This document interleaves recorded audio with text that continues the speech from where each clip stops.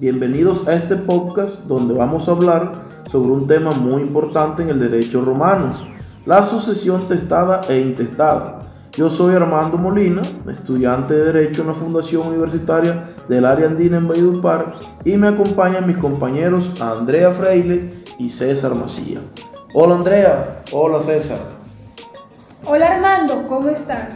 Estoy muy emocionada de hablar sobre cómo Roma regulaba la herencia y qué figuras eran claves en esos procesos.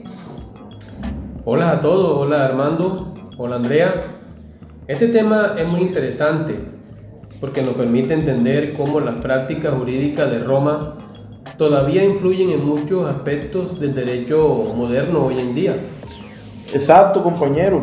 En este podcast vamos a explorar las diferencias entre la sucesión testada e intestada en el derecho romano, cómo se gestionaban las herencias y qué figuras jugaban un rol central en cada una de esas etapas. El derecho romano es el sistema legal que se originó en la antigua Roma y se extendió por todo el Imperio Romano. Es la base de muchos de los sistemas legales modernos, especialmente en los países de tradición civilista como el nuestro, como Colombia. En cuanto a la sucesión, el derecho romano era muy detallado. La distribución de los bienes del difunto podían seguir dos caminos: la sucesión testada, cuando el difunto deja un testamento, o la sucesión intestada, cuando no existe un testamento. Ambos procesos tenían reglas muy estrictas. Exacto, Andrea.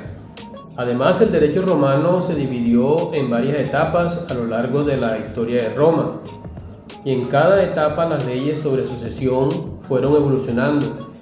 Lo interesante es cómo, aunque han pasado siglos, muchas de las ideas romanas sobre herencia siguen presentes en el derecho actual. Vamos a empezar con la sucesión testada. En Roma, la sucesión testada ocurría cuando el difunto dejaba un testamento. Este documento tenía como fin expresar la voluntad del testador sobre quién recibiría sus bienes. A lo largo del tiempo, Roma utilizó diferentes formas de testamento.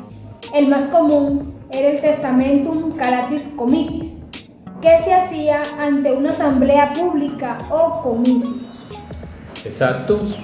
También estaba el testamento prosictum, que era realizado en situaciones de guerra, y el testamento de Fridlibram, que era un testamento ritual realizado con la transferencia simbólica de un objeto como un trozo de metal o una balanza.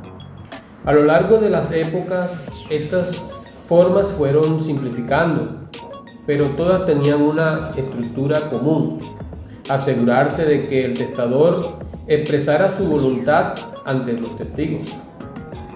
Claro, César. Y dentro de la sucesión testada hay que añadir, hay dos figuras principales a destacar: los herederos y los legatarios. Los herederos eran las personas a las que el testador transfería los bienes de manera global, mientras que los legatarios recibían bienes específicos, como propiedades o cantidades de dinero. Además, los herederos podían ser de dos tipos: heredes sui, que eran los miembros más cercanos de la familia, como los hijos, y heredes extranei, que eran personas ajenas que el testador decidía incluir. Exactamente, Armando. Y algo interesante es que el testador podía nombrar varios herederos, y estos podrían aceptar o rechazar la herencia. De todas formas, la aceptación de la herencia implicaba ciertas obligaciones, como la responsabilidad de pagar las deudas del difunto. Así es, por supuesto, el testamento no solo establecía a los herederos, sino que también regulaba las condiciones bajo las cuales podían recibir los bienes.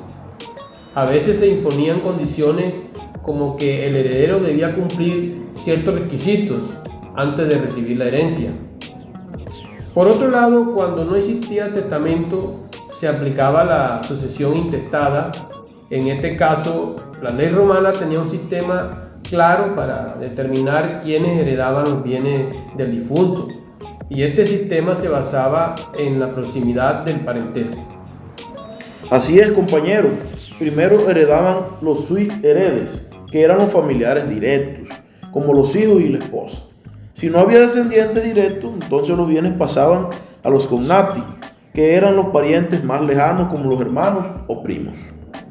Armando, César, es importante señalar que en la sucesión intestada el Estado no recibía los bienes, salvo en caso de extrema ausencia de herederos, lo cual era muy raro.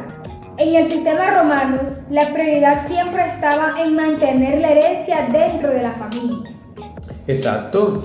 Y otro punto importante es la sucesión intestada en Roma también tenía diferentes fases. Si el difunto no dejaba hijos, la herencia podía pasar a los padres o incluso a los parientes más lejanos, según el grado de parentesco. En cuanto a las figuras que intervenían en el proceso de sucesión, hay que destacar a los tutores y curadores. Si uno de los herederos era menor de edad o incapaz de administrar sus bienes, se nombraba un tutor que se encargaba de la administración de la herencia. Y el curador tenía una función similar, pero en el caso de personas que no podían tomar decisiones por sí mismas, como los locos o personas con discapacidad mental. Y otra figura importante era el pretor, que era el magistrado encargado de supervisar las aplicaciones de las leyes relacionadas con las sucesiones, y en algunos casos intervenía si había alguna disputa sobre la herencia. Compañeros, lo interesante de todo esto es que muchas de las figuras y principios del derecho romano sobre sucesión siguen siendo presentes en el derecho moderno. Por ejemplo, en nuestro país Colombia, al igual que en Roma, la sucesión testada requiere la existencia de un testamento claro y la sucesión intestada sigue un orden de herederos muy parecido. Así es, Armando. Y aunque las formas han cambiado, la idea de que los familiares más cercanos tengan prioridad sigue siendo una base fundamental en los sistemas legales actuales. En resumen, la sucesión testada e intestada en Roma nos muestra cómo la organización social y familiar tenía un papel central en la distribución de los bienes. Y aunque ha pasado mucho tiempo desde Roma, sus principios siguen siendo la base de muchos de los sistemas jurídicos actuales. Sin duda alguna, compañeros, el derecho romano sigue vivo y es fundamental entender cómo las figuras del testador, los herederos, los legatarios, los tutores o los curadores influyen en el proceso de sucesión. Bueno, bien, gracias a todos por acompañarnos en este podcast. Esperamos que les haya servido para entender mejor cómo se gestionaban las herencias en la antigua Roma. Nos veremos en el próximo episodio.